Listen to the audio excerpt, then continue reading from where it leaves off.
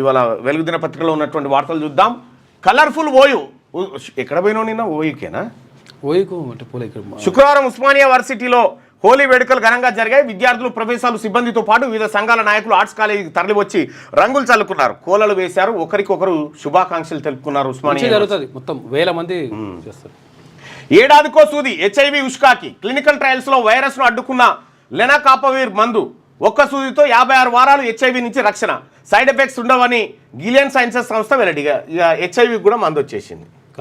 భయం భక్తులు ఉండే ప్రాణాంతకమైన ఎయిడ్స్ వ్యాధికి కారణమయ్యే హెచ్ఐవి పనిపట్టేందుకు కొత్త మందు సిద్ధమవుతున్నది. రోజు గోళీల మీద గోళీలు వేసుకునే అవసరం లేకుండా ఏడాదికి ఒక సూదితోనే హెచ్ఐవికి చెక్ పెట్టేలా ఆ మందు ప్రభావం చూపిస్తున్నది.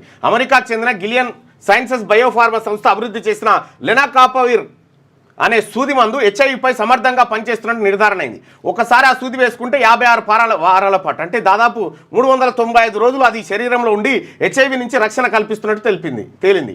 సంస్థ చేసిన క్లినికల్ ట్రయల్స్లో ఈ విషయం వెల్లడైపోయిందట. ఏటా 13 లక్షల మందికి హెచ్ఐవి. ప్రస్తుతం ప్రపంచవ్యాప్తంగా 4.5 కోట్ల మంది హెచ్ఐవితో బాధపడుతున్నారని యుఎస్ ఎయిడ్స్ సంస్థ గణాంకాలు చెబుతున్నాయి. ఏటా 13 లక్షల మంది హెచ్ఐవి బారిన పడుతున్నారు. మన దేశంలో ప్రస్తుతం 25 లక్షల మంది హెచ్ఐవి బాధితులు ఉన్నారని, ఏటా 66,400 మంది ఈ వైరస్ బారిన పడుతున్నారని లెక్కలు చెప్తున్నాయి. ఇక తెలంగాణలో ప్రస్తుతం 1,50,000 మంది హెచ్ఐవి బాధితులు ఉన్నారు. 2010లో హెచ్ఐవి పేషెంట్ల సంఖ్య 2.1 లక్షలు ఉండగా 14 ఏళ్లలో అది 1.50 లక్షలకు తగ్గిందని చెప్తా ఉన్నారు. అయితే తెలంగాణ రాష్ట్రంలో హెచ్ఐవి పేషెంట్ల సంఖ్య 2.1 లక్షలు ఉన్నారా? 2,10,000 ఉంటే ఇప్పుడు 1,50,000 ఉన్నారు. కాదు, ఒక చమత్కారం ఉంది ఇక్కడ.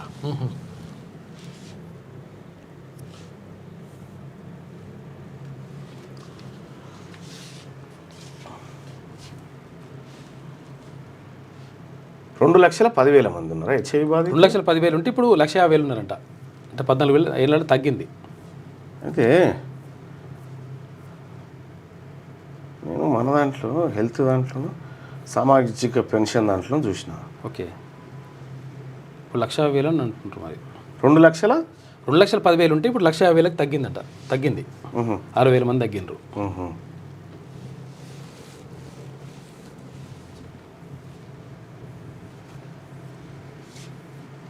ఇందులోనే ఓ దాంట్లో చూసిన హెచ్ఐవి పేషెంట్లకు పెన్షన్ ఇస్తుంది గవర్నమెంట్. అవును, 2,01,000 మందికి ఇవ్వాలి కదా, అది 5,000-6,000 మందికి కూడా ఇస్తలేరు. అయ్యో,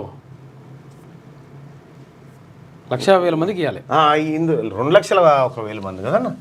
కాదు, దీంట్లో 2,10,000 మంది ఉంటే ఇప్పుడు 1,50,000 మందే ఉన్నారు. తగ్గిండ్రు. తగ్గిరా? తగ్గిండ్రు. 14 ఏళ్ళు అది 1,50,000 తగ్గింది. 1,50,000 పెన్షన్స్ ఇవ్వాలి కదా హెచ్ఐవి వ్యాధిగ్రస్తులకు. చూడాలన్న ఒకసారి. ఇక గ్రీన్ కార్డుతో ఎల్లకాలం అమెరికాలో ఉండలేరు.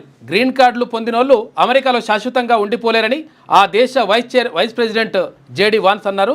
తమలో ఎవరిని కలుపుకోవాలో అమెరికా పౌరులు తామే నిర్ణయిస్తారని చెప్పిండట. గమ్మత్తుంది. గ్రీన్ కార్డుతో ఎల్లకాలం అమెరికాలో ఉండలేరు. మరో బాంబు ఇది. అవును, మరో బాంబు పేల్చిరు.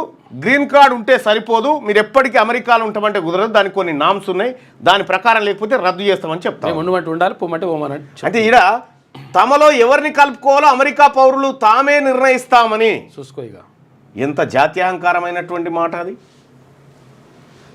మీ ఫామ్ హౌస్ ఎవరికి లీజుకి ఇచ్చారు? ఫామ్ హౌస్లో కోడి పందేలు, క్యాసినో నిర్వహించడంపై బీఆర్ఎస్ ఎమ్మెల్సీ పోచంపల్లి శ్రీనివాసరెడ్డిని పోలీసులు విచారించారు. మీ ఫామ్ హౌస్ను ఎవరికి లీజుకి ఇచ్చారు? అందులో కోడి పందేలు జరుగుతున్న విషయం మీకు తెలియదా అని ప్రశ్నించారు. రైట్గా ఈసారి భారీ బడ్జెట్ రూపాయలు 3.30 లక్షల కోట్లతో అంచనాలు. విద్యా, వైద్యం, వ్యవసాయం, సంక్షేమానికి ప్రాధాన్యం. కిస్తీలు, వడ్డీలు చెల్లింపులకు 68,000 కోట్లు. RRR, future city, metro, Musi పునరుజ్జీవనం, సాగునీటి ప్రాజెక్టుల ఫండ్స్, 6 గ్యారంటీల అమలుకు నిధులు, ఆసరా పెన్షన్ల పెంపు, మహిళలకు 2,500 స్కీమ్ ప్రకటించే ఛాన్స్, ఎస్సీలకు 18% నిధులు కేటాయించాలని యోచన. బీసీలకు అయితే కేటాయించకూడదు, ఎందుకంటే దానికి అడిగేట్టు లేడు, గవ్వన ఆయన ఇవ్వట్లేడు కదా. బీసీలకు కాంగ్రెస్ పార్టీ మేనిఫెస్టోలో ఏం చెప్పారు? 20,000 కోట్ల రూపాయలు ప్రతి ఏడాది పెట్టి 1,00,000 కోట్లు బీసీల కోసం 5 ఏళ్ల ఖర్చు చేస్తామని మేనిఫెస్టోలో పెట్టారు. పోయిన బడ్జెట్లో 9,000 కోట్లు. మరి ఈసారి ఎంత పెడతారో చూడాలి. ఆ 9,000లో ఎన్ని ఖర్చు పెట్టిరో కూడా ఇవాళ లెక్కలు వస్తాయి కదా బడ్జెట్ పెట్టంగానే. అప్పుడు చెప్తాం 20,000 కోట్లు చూపిస్తారు. పెట్టిన తర్వాత చూపిద్దాం ఖర్చు ఏం పెట్టి. ఎస్సీలకు 18% ఉంది కదా, బీసీలకు ఇప్పుడు మాలు లేపుతున్న లెక్కల ప్రకారం 56 పాయింట్ చిల్లరన మరి ఆ పర్సెంట్ పెట్టేసేది. పీఆర్సీ డిఏలు కొత్త ఉద్యోగాల భర్తీతో పెరగనున్న జీతభత్యాల లెక్క, ఖర్చులకు తగ్గట్టు ఆదాయం పెంచుకోవడంపై సర్కార్ ఫోకస్. రాష్ట్ర ప్రభుత్వం ఈసారి భారీ బడ్జెట్ సిద్ధం చేస్తున్నది. 2025-26 ఆర్థిక ఇక్కడ ఇవే ఆడిపోయేమో ఉప్పర్ షేర్వాని అందరు పరిశాని పైసలు లేవంటారు. బడ్జెట్ ఏమో భారీగా పెడుతున్నారు. ఎక్కడి నుంచి వస్తాయి ఈ పైసలు? మన దగ్గర వెళ్ళే పైసలు ఎంత? పైసా పుట్టువాడు ఎంత? 3,30,000 కోట్లు పెట్టిండు బడ్జెట్ పెడతారట. ఓవైపు పెరుగుతున్న ఖర్చులకు తగ్గట్టుగా ఆదాయం పెంపు, మరోవైపు సంక్షేమం అభివృద్ధి మేళవింపుగాకే కేటాయింపులు ఉంటాయని ఆర్థిక శాఖ వర్గాలు చెప్తున్నాయి. విద్య, వైద్యం, వ్యవసాయం, సంక్షేమమే ప్రాధాన్య అంశాలుగా అంచనాలు సిద్ధమవుతున్నాయని పేర్కొన్నాయి. గతేడాది అంటే 2024-25లో 2,91,000 కోట్లతో బడ్జెట్ ప్రవేశపెట్టగా ఈసారి మరో 40,000 కోట్లు పెంచనున్నట్టు తెలుస్తున్నది. ఇందుకోసం ట్యాక్స్ ఆదాయం భారీగా పెంచడంతో పాటు నాన్ ట్యాక్స్ ఆదాయం పైన ప్రభుత్వం ఇప్పటికే ఫోకస్ పెట్టింది. తద్వారా 6 గ్యారంటీలు, ఇతర సంక్షేమ పథకాలతో పాటు గేమ్ చేంజర్లుగా భావిస్తున్న RRR ఫ్యూచర్ సిటీ, మెట్రో విస్తరణ, మూసి పునరుజ్జీవనం ప్రాజెక్టులకు అవసరమైన నిధులు కేటాయించాలని యోచిస్తున్నది. ఇప్పటికే అమలవుతున్న కొన్ని పథకాలకు నిధులు పెంచాల్సి ఉండడంతో పాటు ఈ ఆర్థిక సంవత్సరంలోనే ప్రభుత్వం పీఆర్సీని ప్రకటించనున్నది. దీంతో పాటు కొత్త ఉద్యోగుల రిక్రూట్మెంట్ వల్ల శాలరీ బడ్జెట్ పెరగనుంది. దీనికి 1-2 పెండింగ్ డిఏలు తోడైతే ఆ మేర కథనం నిధులు కావాలి. పైగా గతేడాదితో పోలిస్తే అప్పులు, కిస్తీలు, వడ్డీల మొత్తం కూడా పెరగనుంది. ఈ క్రమంలోనే ఆర్థిక శాఖ ఈసారి భారీ బడ్జెట్కు అంచనాలు సిద్ధం చేస్తున్నది. ఇందులో భాగంగానే ఇటీవల గవర్నర్ ప్రసంగంలోనూ ప్రభుత్వం భారీ బడ్జెట్పై సంకేతాలు ఇచ్చింది. కొన్నిసార్లు అంకెలు భయపెట్టినప్పటికీ ప్రతి కేటాయింపు వెనుక మన ప్రజల ఆకాంక్షలు ఉన్నాయని గుర్తించాలని గవర్నర్తో చెప్పించడాన్ని బట్టి చూస్తే అసెంబ్లీలో 19న బడ్జెట్ ప్రవేశపెట్టనున్న బడ్జెట్ ఎలా ఉండబోతుందో కొంతవరకు స్పష్టత వచ్చినట్లయింది. గ్యారంటీలు, స్కీములు, 6 గ్యారంటీల అమల్లో భాగంగా మిగిలిపోయిన స్కీములను కొత్త ఆర్థిక సంవత్సరంలో పట్టాలెక్కించాలని ప్రభుత్వం భావిస్తున్నది. మిగిలిపోయింది 6 గ్యారంటీలల్లో ఒక్కొక్క దాంట్లో 5 పెట్టిరు. అలా ఒకటొకటి కూడా అమలు లేదు. ఇందులో భాగంగా ప్రస్తుతం 2,000గా ఉన్న ఆసరా పెన్షన్లను కనీసం 3,000కు పెంచేలా అంచనాలు సిద్ధం చేసినట్టు తెలిసింది. ఈ నిర్ణయం వల్ల ప్రభుత్వంపై ఏటా 3,000 కోట్ల నుంచి 4,000 కోట్ల అదనపు భారం పడనుంది. మహాలక్ష్మి గ్యారంటీలో భాగంగా అర్హులైన మహిళలకు 2,500 ఇచ్చే స్కీమ్ను కూడా ఈ బడ్జెట్లో ప్రకటించే అవకాశం ఉందని సెక్రటేరియట్లోని ఉన్నతాధికారి ఒకరు తెలిపారు. అలాగే ప్రభుత్వం ఇటీవల ప్రకటించిన రాజీవ్ యువ వికాసం పథకానికి బడ్జెట్లో భారీగానే కేటాయింపులు చేయనున్నట్టు తెలుస్తుంది. ఇందిరమ్మ ఇండ్లకు కేంద్ర ప్రభుత్వం ఇచ్చే నిధులకు తోడు రాష్ట్ర ప్రభుత్వం సొంతంగా 14,000 కోట్ల మేర కేటాయించే అవకాశం ఉంది. స్థానిక ఎన్నికల నేపథ్యంలో అటు గ్రామాలకు, ఇటు మున్సిపాలిటీలకు ప్రభుత్వం నిధుల వరద పారించనున్నట్టుగా చర్చ జరుగుతూ ఉంది. ఈ వరద పారించుడు లేదు, వట్టిదే వరద. సముద్రంలోకి దోషం నీళ్ళు ఇటు చల్లుతారు, అవి భూమి మీద పడే వరకు ఆవిరైతాయి. ఏమున్నాయి ఇప్పుడు ప్రాజెక్టులు, తట్ట పని, మట్టి పని మీద పడ్డరు. ఫీజుల కట్టడి బిల్లు అసెంబ్లీకి వచ్చానా? బడ్జెట్ సమావేశాల్లో పెట్టకుంటే ఈ ఏడాది అమలు కష్టమే. ఇప్పటికే డ్రాఫ్ట్ బిల్లును సర్కార్కు సమర్పించిన విద్యా కమిషన్ దానిపై త్వరగా చర్చించి అసెంబ్లీలో పెట్టాలని పేరెంట్స్ విజ్ఞప్తి. చట్టం చేస్తారని ఇప్పటికే ఫీజులు పెంచేసిన కార్పొరేట్, ప్రైవేట్ స్కూళ్లు ఆ ఫీజులు ముందుగానే చెల్లించాలంటూ రూల్స్ అట. త్వరలో కొత్త విద్యా సంవత్సరం ప్రారంభం కానుండడంతో పేరెంట్స్లో మళ్ళీ స్కూల్ ఫీజుల భయం మొదలైంది. ఈ స్కూల్ ఫీజుల నియంత్రణకు మాత్రం ఎటువంటి చర్యలు లేవు. ఇక ఉన్నట్టు పెంచుకోరి.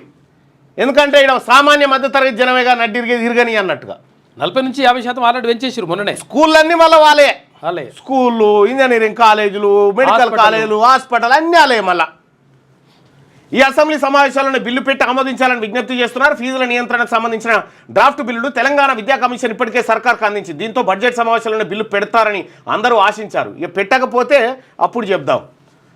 3 గ్రూపులతో ఎస్సీ వర్గీకరణ బిల్లు, కమిషన్ సిఫార్సులు, డేటా ఆధారంగా క్లాసిఫికేషన్, గ్రూప్ 3లోని కులాల్లోని అక్షరాస్యత, ప్రభుత్వ ఉద్యోగాలు ఎక్కువ. 17న అసెంబ్లీ ముందుకు బిల్లు. జస్టిస్ షమీమ్ అఖ్తర్ ఏకసభ్య కమిషన్ సిఫార్సు చేసిన ప్రకారమే 3 గ్రూపులతో ఎస్సీ వర్గీకరణ బిల్లు రాష్ట్ర ప్రభుత్వం రూపొందించింది. కమిషన్ సిఫార్సుతో పాటు ఎంపికల్ ఆనుభావిక డేటాను పరిగణలోకి తీసుకొని న్యాయపర చిక్కులు రాకుండా ఉండేలా బిల్లులను సిద్ధం చేసింది. దాన్ని 17న అసెంబ్లీలో ప్రవేశపెట్టేందుకు రెడీ అవుతా ఉందట. ఇక జనసేన జన్మస్థలం తెలంగాణనే ఆ పార్టీ చీఫ్ పవన్ కళ్యాణ్ అన్నారు. కరెంటు షాక్ కొట్టి చావు బతుకుల్లో ఉంటే కొండగట్టు అంజన్న తనకు ప్రాణం పోశారని తెలిపారు. ఖుషీ సినిమా చూసి గద్దర్ తనను ప్రోత్సహించారని చెప్పేసి ఆయన అన్నాడు. తెలంగాణనే జనసేన పార్టీ జన్మస్థలం అని చెప్తా ఉన్నారు. నిన్న 12వ ఆవిర్భావ దినోత్సవం పిఠాపురంలో జరిగింది. గ్రూప్ 3 ఫలితాలు రిలీజ్. 2,49,557 మందికి జనరల్ ర్యాంకులు, మరో 18,364 మంది పేపర్లు ఇన్వాలిడ్. టాప్ 10లో 9 మంది అబ్బాయిలే 339 మార్కులతో స్టేట్ ఫస్ట్ ర్యాంక్ సాధించిన మెదక్ జిల్లా వాసి అర్జున్ రెడ్డి.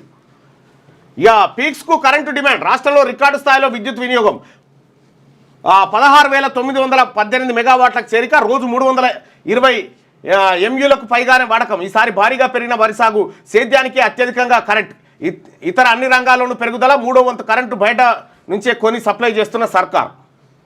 ఇక్కడ విషయం ఏంటంటే ఇప్పుడు తెలంగాణ ప్రభుత్వం బీసీ బిల్లు ప్రవేశపెట్టాలి, 42% రిజర్వేషన్ అంటుందిగా. ఈ చేసినటువంటి లెక్కలు ఏవైతే ఉన్నాయో ఆ లెక్కలు ఆన్లైన్లో పెట్టరు. ఏ ఊర్లో ఏ కులం వాళ్ళు ఎంతమంది ఉన్నారు, ఈ లెక్కలు బయట పెట్టకుండా ఇంకేమైనా జిమ్మిక్కు చేస్తే ఇప్పటికే పరువు పోయింది, ఉన్నది పోతుంది. ఇక పబ్లిక్ డొమైన్లో పెట్టాలి, పారదర్శకంగా ఉండాలంటే. ఇక కుర్ఫీ బర్ఫీల్లో గంజాయి పెట్టినట్ట ఈ కొడుకులు. ఇక హైదరాబాద్ హోలీ వేడుకల్లో గుట్టుగా అమ్మకాలు, 100 కుల్ఫీ, తర్వాత ఐస్ క్రీమ్స్, 72 బర్ఫీ స్వీట్లు, 20 సిల్వర్ కోటెడ్ బాల్స్ సీజ్ చేసిండ్రు. ఎస్టీఎఫ్ దాడుల్లో వెలుగులోకి నిందితుడు అరెస్ట్ చేసిరట. మందు కొట్టి గంజాయి సేవించి రాయదుర్గం గేటెడ్ కమ్యూనిటీలో బయటి వ్యక్తుల హల్చల్. హోలీ వేడుకలకు అవుటర్స్ను అనుమతించిన అసోసియేషన్ అక్కడే మందు కొట్టి అసభ్య ప్రవర్తన, స్పాట్కు చేరుకొని బయటకు వెళ్ళగొట్టిన పోలీసులట. కార్యదర్శులపై పంచాయతీ భారం, ఎన్నికలు నిర్వహించకపోవడంతో కేంద్రం నుంచి ఆగిన నిధులు. 2.5 ఏళ్లుగా స్టేట్ ఫైనాన్స్ నిధులు వస్తలేవు. మెయింటెనెన్స్ పనుల కోసం సొంతగా ఖర్చు పెడుతున్న కార్యదర్శులు. ఒక్కో సెక్రటరీపై 3 లక్షల నుంచి 10 లక్షల దాకా అప్పు అయిందట. రాష్ట్రంలో గ్రామ పంచాయతీలకు ఎన్నికలు నిర్వహించకపోవడంతో కేంద్రం నుంచి పల్లెలకు రావాల్సిన నిధులు ఆగిపోయాయి. నిరుడు జనవరి నుంచి ఇదే పరిస్థితి. ఇటు 2.5 ఏళ్లుగా రాష్ట్రం నుంచి స్టేట్ ఫైనాన్స్ నిధులు కూడా రావడం లేదు. మరోవైపు ఆస్తి పన్నులు వసూలు కావట్లేదు. దీంతో పంచాయతీల నిర్వహణ భారం కార్యదర్శులపై పడింది. నిధులు లేక పల్లెల్లో అభివృద్ధి పనులు చేసే పరిస్థితి లేదు. పారిశుద్ధ్య పనులు, తాగునీటి సరఫరా, ట్రాక్టర్ మెయింటెనెన్స్, డీజిల్ ట్యాంకుల క్లోరినేషన్, బ్లీచింగ్ మోటార్ల రిపేరు లాంటి పనులకు సెక్రటరీలు తమ జేబుల్లోంచి ఖర్చు చేయాల్సి వస్తున్నది. 2 ఏళ్లుగా ఇదే పరిస్థితి ఉండడంతో ఒక్కొక్కరు 3 లక్షల నుంచి 10 లక్షల దాకా అప్పులు చేశామని కార్యదర్శులు వాపోతా ఉన్నారు. అప్పులు తెచ్చి పనులు చేస్తున్న కొందరు ఉన్నతాధికారులు ఫీల్డ్ విజిట్ పేరుతో ఎక్కడో ఓ లోపం పట్టుకొని తమపై చర్యలు తీసుకుంటున్నారనేది ఎంతవరకు సమంజసమని సెక్రటరీలు. ఈ సెక్రటరీలు కనుక లేకపోతే సత్యనాశనం అయిపోయేది. ఇంకా చాలా దారుణంగా ఉండేది.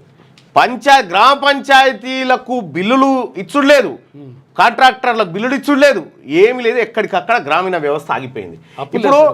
ఇప్పుడు ఏది పంచాయతీ ఎన్నికలు ఫిబ్రవరి 2024లో కులగణన మీద మనం క్యాబినెట్ అప్రూవల్ చేసినాం. మరి 8 నెలలు ఎందుకు ఆపిరు దాన్ని? అంటే ఈ ఉద్యోగాల డ్రామా కోసం. అది క్లియర్ చేసుకోవాలి. తిరుమలలో తెలంగాణ లేఖలు అనుమతించాలి, మా సిఫార్సులపై వివక్ష బాధాకరం. ఎంపీ రఘునందన్ రావు సమస్యపై టీటీడీ ఈవో స్పందించాలి. విప్ ఆది శ్రీనివాస్. తెలంగాణకు సంబంధించినటువంటి ప్రజాప్రతినిధులు లేఖ రాస్తే కనీసం వాడు దర్శనానికి కూడా అనుమతిస్తలేరట తిరుపతిలో. గతంలో వాళ్ళు ప్రకటించి ఏమనంటే అసలు యాక్చువల్గా తెలంగాణ ప్రతినిధులకు సంబంధించి మేము సేమ్ పరిగణిస్తామని చెప్పినారు. ఏటు పోయిందో. క్యూ న్యూస్లో పనిచేయటకు వీడియో ఎడిటింగ్ మరియు SEOలో అనుభవం గల జూనియర్ ఎడిటర్స్ కావాలను. సంప్రదించవలసిన నెంబర్ 8688926084. లేటెస్ట్ న్యూస్ తెలుగు మరియు ఇంగ్లీష్ అప్డేట్స్ కోసం ఇప్పుడే క్యూ న్యూస్ అఫీషియల్ యాప్ని ప్లే స్టోర్ నుండి డౌన్లోడ్ చేసుకోండి. సరికొత్త సమాచారాల కోసం క్యూ న్యూస్ వెబ్సైట్ని ఫాలో అవ్వండి. ఛానల్లో ప్రాంతీయ, జాతీయ, అంతర్జాతీయ వార్తలు వీక్షించండి. లైక్ చేయండి.